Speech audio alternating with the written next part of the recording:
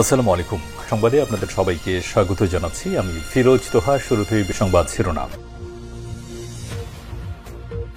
বাংলাদেশের সর্বশেষ গুরুত্বপূর্ণ আপডেট সংবাদে আপনাকে স্বাগত। শুরুতেই সংবাদ শিরোনাম, পরে বিস্তারিত। প্রথমে জানাবো, এবার আমি একটারেও ছাড়ব না বললেন শেখ হাসিনা। এবার আমি দেশে ফিরলে একটারেও ছাড়ব না, শেখ হাসিনার হুঙ্কার।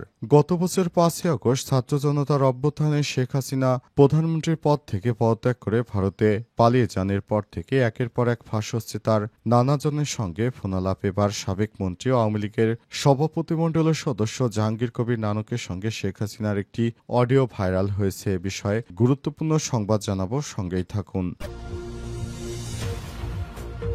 এরপর জানাবো, 18 বছর পর নির্বাচন কমিশনে 85 কর্মকর্তা পুনর্বহাল। দীর্ঘ 18 বছর আগে চাকরিচ্যুত 85 জন উপজেলা থানা নির্বাচনী কর্মকর্তাকে চাকরিতে পুনর্বহাল করেছে নির্বাচন কমিশন। সে সংক্রান্ত একটি প্রজ্ঞাপন জারি করেছে সংস্থাটি।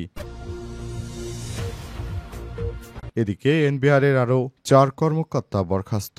আন্দোলনের সময় দাপ্তরিক কাজে বাধা দেয় জাতীয় রাজস্ব বোর্ড। এনবিআরের আরও 4 কর্মকর্তাকে সাময়িক বরখাস্ত করা হয়েছে। আজ অভ্যন্তরীণ সম্পদ বিভাগ আইআরডি এক আদেশে তাদের বরখাস্ত করা হয়। আইআরডি সচিব ও এনবিআর চেয়ারম্যান আব্দুর রহমান 4 কর্মকর্তাকে বরখাস্তের পৃথক আদেশে স্বাক্ষর করেছেন। আদেশে বলা হয়েছে, গত 12 মে সরকার রাজস্ব নীতি ও রাজস্ব ব্যবস্থাপনা অধ্যাদেশ 2025 জারির পর এর বিরুদ্ধে এনবিআরের কিছু কর্মকর্তা কর্মচারী আন্দোলনে জড়িত হন।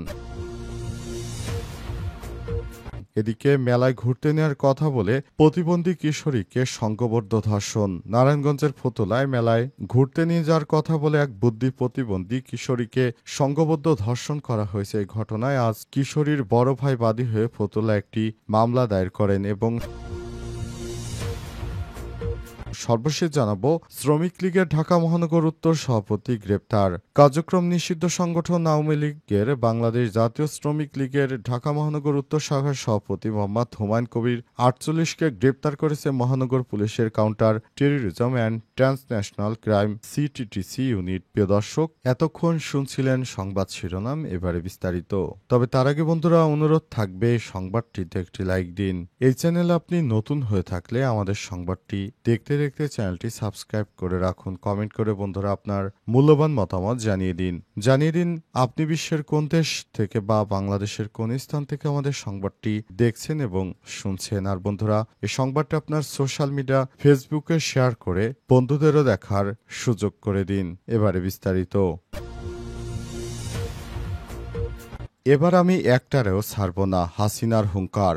গত বছরের 5 আগস্ট ছাত্র জনতার গণ অভ্যুত্থানে শেখ হাসিনার প্রধানমন্ত্রীর পদ থেকে পদত্যাগ করে ভারতে পালিয়ে যান। এরপর থেকে একের পর এক ফাঁস হচ্ছে তার নানাজনের সঙ্গে তার ফোনালাপ। এবার সাবেক মন্ত্রী ও আওয়ামী লীগের সভাপতিমণ্ডলের সদস্য জাহাঙ্গীর কবির নানকের সঙ্গে শেখ হাসিনার কথোপকথনের একটি অডিও রেকর্ড সামনে এসেছে। আজ প্রবাসী সাংবাদিক জুলকারনাইন সাইদ তার ভেরিফাইড ফেসবুক পেজে অডিও রেকর্ডটি প্রকাশ করেছেন। এর আগে রোববার জাতীয় সমাজতান্ত্রিক দল জাসদের সভাপতি সাবেক তথ্যমন্ত্রী হাসানুল হকের সঙ্গে শেখ হাসিনার কথোপকথনের একটি অডিও রেকর্ড ফাঁস হয়। নানকের সঙ্গে ফাঁস হওয়া ফোনালাপে হাসিনা জাতীয় পার্টিকে জিন্দালাশ বলে আখ্যায়িত করেছেন। এও বলেন, এ দলটি তার আর দরকার নেই। 5 মিনিট 26 সেকেন্ডের ফোনালাপে 16 বছরের স্বৈরশাসক হাসিনা এমন হুঁশিয়ারি দেন, এবার আমি একটারেও ছাড়ব না। তাদের ফাঁস হওয়া এই ফোনালাপটি গত বছরের জুলাইয়ে যখন দেশজুড়ে চলছিল কোটা সংস্কারের দাবিতে শিক্ষার্থীদের আন্দোলন। সেই ফোনালাপে নানককে উদ্দেশ্য করে হাসিনা বলতে থাকেন, তুমি আমাকে যা বলবা সত্যি বলবা। অপর পাশ থেকে নানক বলে, জি বলবো। পরে হাসিনা জিজ্ঞেস করেন, মোহাম্মদপুরে বিহারীপট্টির লোকদের ভূমিকা কি? নানক বলেন, ওদের ভূমিকা ভালো আপা, শুধু এখানে সেন্টু কমিশনার আছে একটা কালপিট।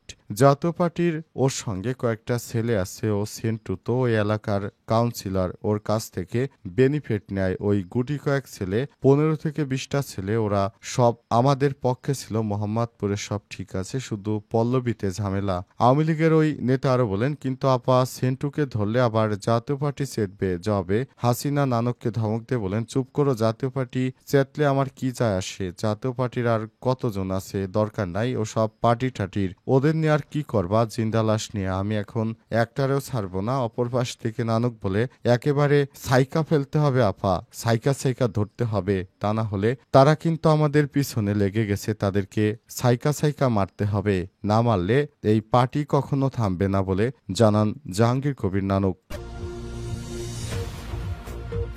18 বছর পর নির্বাচন কমিশনে 85 কর্মকর্তা পুনর্বহাল।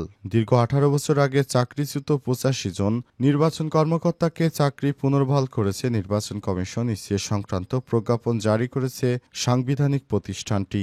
এর আগে তাদের চাকরিতে পুনর্বহালের নির্দেশ দিয়ে আপিল বিভাগের পূর্ণাঙ্গ রায় প্রকাশ করেছে প্রধান বিচারপতি ড. সৈয়দ রেফাত আহমেদের নেতৃত্বাধীন আপিল বিভাগের 5 বিচারপতির দেয়া এ রায়ে 17 পৃষ্ঠার পূর্ণাঙ্গ অনুলিপি প্রকাশ করেন। 2022 সালের আবেদনকারীদের আপিল খারিজ করে দেয়া রায় পুনর্বিবেচনা রিভিউ চেয়ে করা পৃথক আবেদনের পর শুনানি শেষে গত 25 ফেব্রুয়ারি আপিল বিভাগ তাদের চাকরিতে পুনর্বহালের রায় দেন। আজ রায়ের পূর্ণাঙ্গ অনুলিপি প্রকাশিত হয়েছে। আদালতে আবেদনকারীদের পক্ষে জ্যেষ্ঠ আইনজীবী সালাউদ্দিন দোলন, জ্যেষ্ঠ আইনজীবী প্রবীর নিয়োগী ও ব্যারিস্টার রুহুল কুদ্দুস কাজল শুনানি করেন। রাষ্ট্রপক্ষে শুনানি করেন অতিরিক্ত অ্যাটর্নি জেনারেল অনিকার হক। নির্বাচন কমিশন ইসির পক্ষে শুনানি করেন আইনজীবী মোহাম্মদ খালেকুজ্জামান ভূঁইয়া। 2005 সালের 3 সেপ্টেম্বর সরকারি কর্মকমিশন পিএসসির মাধ্যমে 327 জনকে উপজেলা নির্বাচন কর্মকর্তা হিসেবে অস্থায়ীভাবে নির্বাচিত করা হয়। 4 দলীয় জোট সরকারের সময় ওই নিয়োগ নিয়ে বিতর্ক ওঠার পর 2007 সালে তত্ত্বাবধায়ক সরকার আমলে 327 জনের মূল্যায়ন পরীক্ষা নেওয়া হয়। তাদের মধ্যে 85 জনকে ওই বছরই 3 সেপ্টেম্বর চাকরিচ্যুত করা হয়। বিএনপি ও জামাত ইসলামের তৎকালীন জোট সরকার আমলে নিয়োগ পাওয়া ওই 85 জন কর্মকর্তাকে রাজনৈতিক বিবেচনায় নিয়োগ দেওয়ার অভিযোগে তত্ত্বাবধায়ক সরকার আমলে 2007 সালে 3 সেপ্টেম্বর চাকরিচ্যুত করা হয়েছিল। দীর্ঘদিন চাকরি ছিল না, এখন আবার তাদেরকে চাকরি ফেরত দেওয়া হলো। এবার এনবিআরের আরও 4 কর্মকর্তা বরখাস্ত।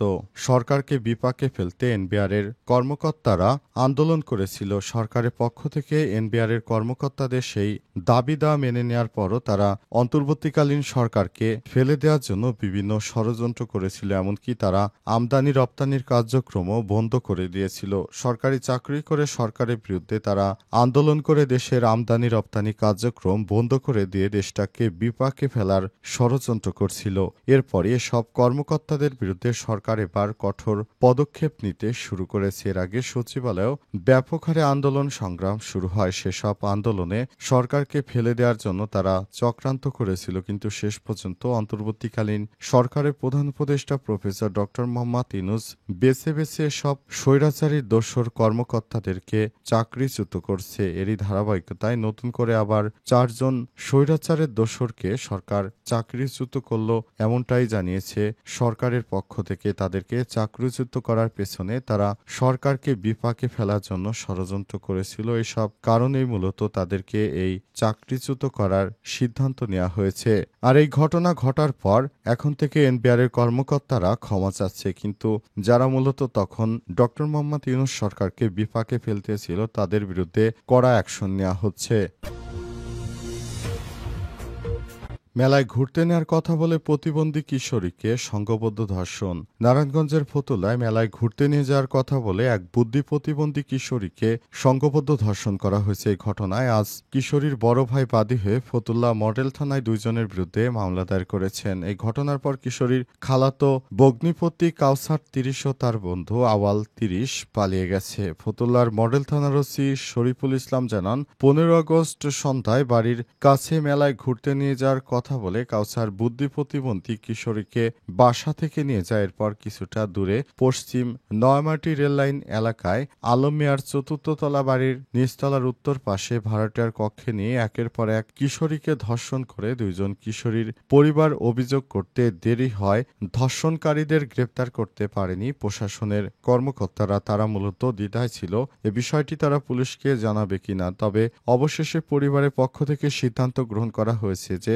ধর্ষকদের কোনোভাবেই ছাড় দেওয়া হবে না। তাই তারা পুলিশের কাছে অবশেষে এ বিষয়ে একটি অভিযোগ দায়ের করে। তবে পুলিশের কর্মকর্তারা যখন অভিযোগ পাওয়ার পর তাদের বিরুদ্ধে অ্যাকশনে যায়, দেখা গেল এসব ধর্ষকরা ইতিমধ্যে ওই এলাকা ছেড়ে পালিয়েছে। তবে পুলিশের পক্ষ থেকে আশ্বস্ত করা হয়েছে ধর্ষকদের ধরার জন্য সর্বোচ্চ প্রচেষ্টা চালিয়ে যাচ্ছে পুলিশের কর্মকর্তারা।